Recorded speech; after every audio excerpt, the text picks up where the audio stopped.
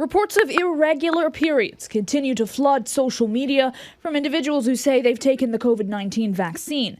At the start of April, a University of Illinois professor received more than 600 responses on Twitter, individuals citing spotting, heavy bleeding, or even bleeding during menopause. It suggests it's a real phenomenon and that we need to understand what's occurring physiologically.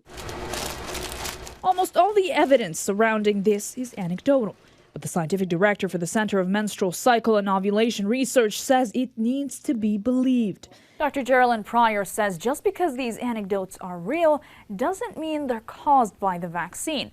Now, in order to establish that, we need clinical trials to monitor menstrual cycles.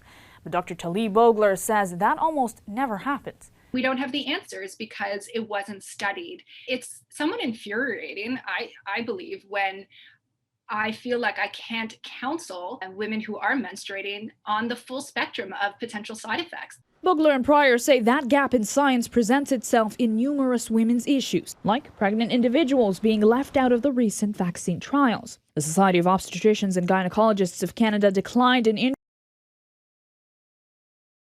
There is no known association between any of the COVID-19 vaccines and menstrual changes.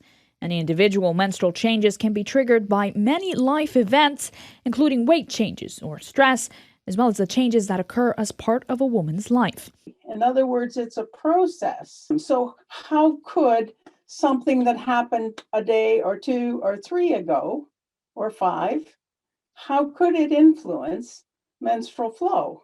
Pryor says individuals with unseen irregular ovulation may be the ones experiencing these changes. Now, Dr. Bogler's theory that this is part of the female immune response. Well, the experts reassure these changes are non-life-threatening and temporary, but they should be reported to a doctor.